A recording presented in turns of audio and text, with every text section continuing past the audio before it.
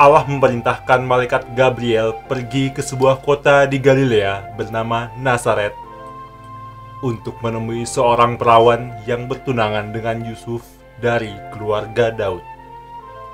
Nama perawan itu Maria.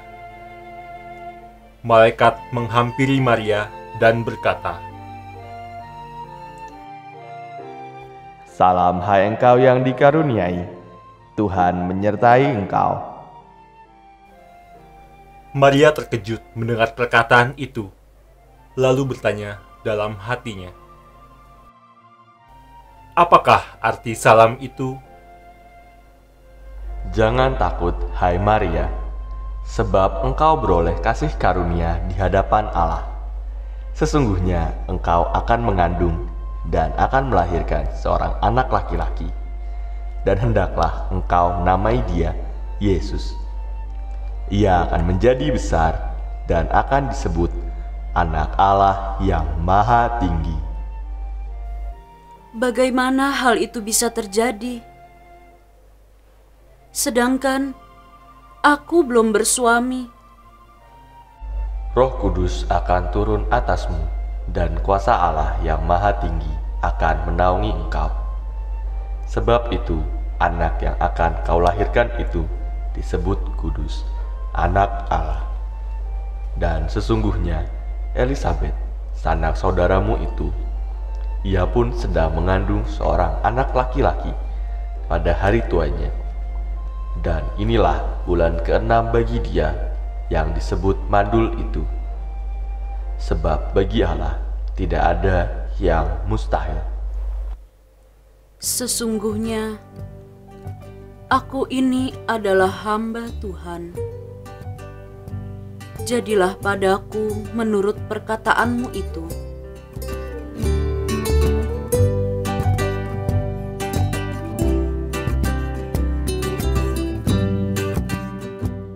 Beberapa waktu kemudian, berangkatlah Maria untuk menemui Elisabet.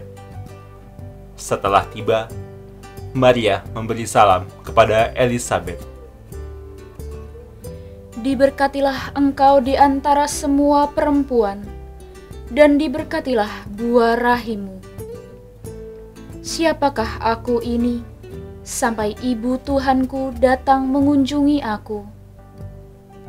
Sebab sesungguhnya, ketika salammu sampai kepada telingaku, anak yang di rahimku melonjak kegirangan.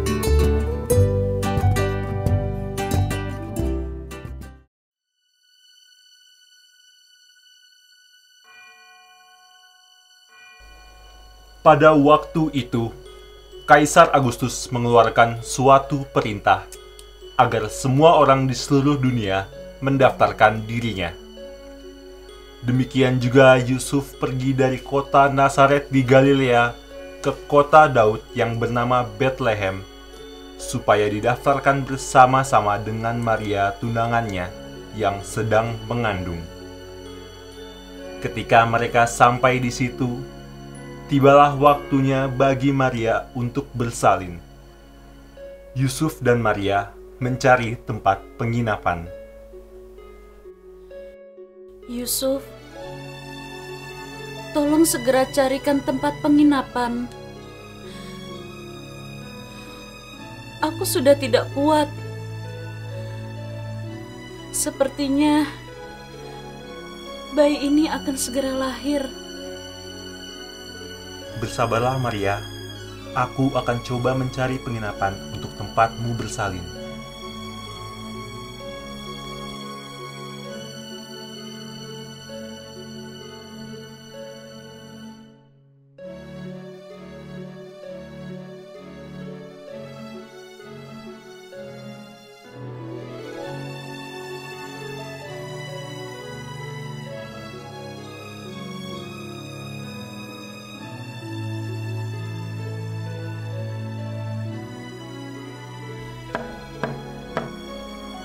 Permisi, permisi. Ya, sebentar.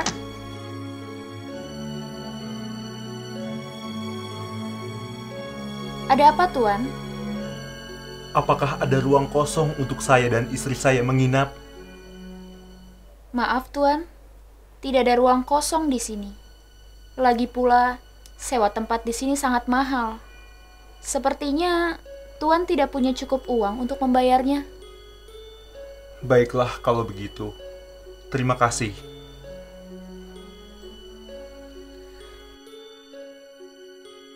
Bagaimana ini? Aku sudah tidak kuat menahan rasa sakit. Apa kamu tidak mempunyai cukup uang untuk menyewa tempat? Bersabarlah Maria. Aku akan kembali mencari penginapan untukmu bersalin. Sepertinya aku melihat ada sebuah penginapan. Mungkin penjaga itu mau menerima kita. Baik Maria, mari kita berjalan menuju penginapan itu.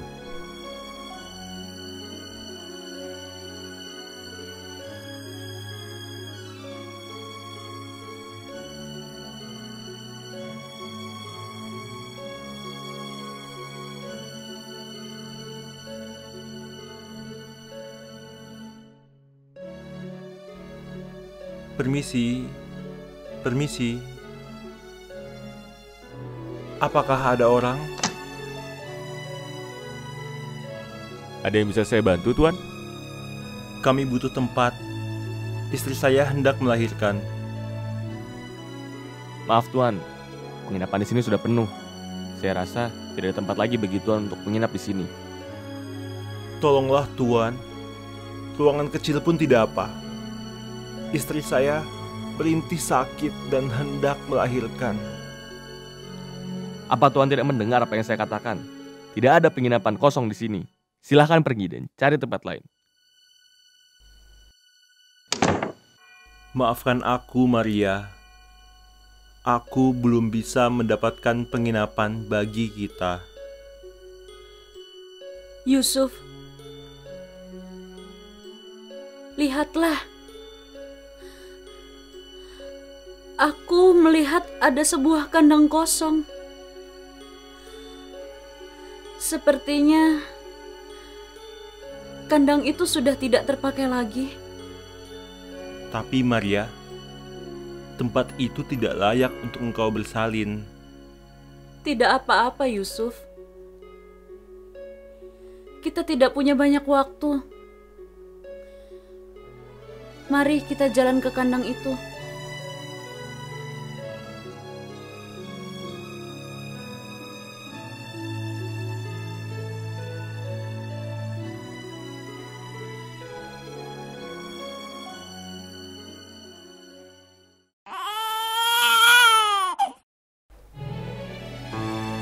Maria melahirkan bayinya dan menamai dia Yesus sesuai dengan pesan malaikat Gabriel.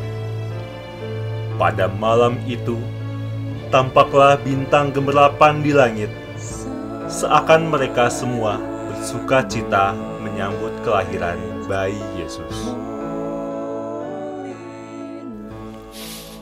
Di daerah itu, ada gembala-gembala yang tinggal di padang menjaga kawanan ternak mereka pada waktu malam. Tiba-tiba, berdirilah seorang malaikat Tuhan di dekat mereka. Lalu malaikat itu berkata kepada mereka, supaya mereka jangan takut. Sebab sesungguhnya, ia memberitakan kepada mereka kesukaan besar untuk seluruh bangsa. Hari ini telah lahir Juru Selamat, yaitu Kristus, Tuhan di kota Daud. Dan inilah tandanya, mereka akan menjumpai seorang bayi dibungkus dengan kain lampin dan terbaring di dalam palungan. Setelah menemui bayi Yesus, para gembala kembali sambil memuji Allah karena apa yang telah mereka dengar dan mereka lihat, sesuai dengan apa yang telah dikatakan kepada mereka oleh malaikat Tuhan. Sesudah para gembala berjalan pulang, datanglah orang-orang Majus dari timur ke Yerusalem.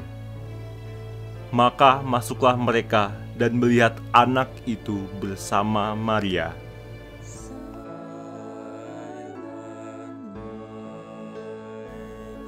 Mereka pun membuka tempat harta bendanya dan mempersembahkan emas, kemenyan, dan mur kepada bayi Yesus. Kemudian mereka kembali ke negerinya melalui jalan lain, sebab diperingatkan dalam mimpi supaya jangan kembali kepada Herodes. Demikianlah kisah kelahiran Sang Juru Selamat dunia, Yesus Kristus, Sabda yang telah menjadi daging dan tinggal di antara kita. Semoga bersama Dia, iman kita ikut dilahirkan kembali dan semakin bersinar terang, seperti cinta kasih Kristus yang menggerakkan persaudaraan umat manusia. Salam jumpa umat Allah Paroki Santo Mikael Kranji yang terkasih dalam Kristus Yesus. Natal adalah peristiwa Yesus Putra Allah berinkarnasi menjadi manusia. Cinta yang sangat luar biasa. Ini cinta Allah kepada manusia. Cinta Allah ini juga seharusnya menggerakkan kita untuk menanggalkan sifat-sifat egois. Sifat dilayani menjadi melayani. Sifat mengeluh menjadi bersyukur. Sifat cuek menjadi peduli. Sifat gaduh menjadi mendamaikan. Sifat meminta menjadi memberi. Sifat menghukum menjadi mengampuni. Sifat benci, dendam menjadi mengasihi. Tanggalkanlah sifat-sifat jahat agar hidup kita selalu diwarnai kasih persaudaraan di rumah, di tempat kerja, di sekolah, dan dimanapun kita berada. Disitulah kita memaknai Natal Yesus sepanjang hidup kita. Kita tidak hanya memaknai Natal Yesus itu hanya pada momen Natal, tapi sepanjang hidup kita. Karena cinta kasih Kristus itu menggerakkan kita untuk semakin bersaudara. Selamat Natal bagi semua umat Paroki Kranji Santo Mikael. Selalu sehat dan dilimpahi rezeki. Tuhan memberkati.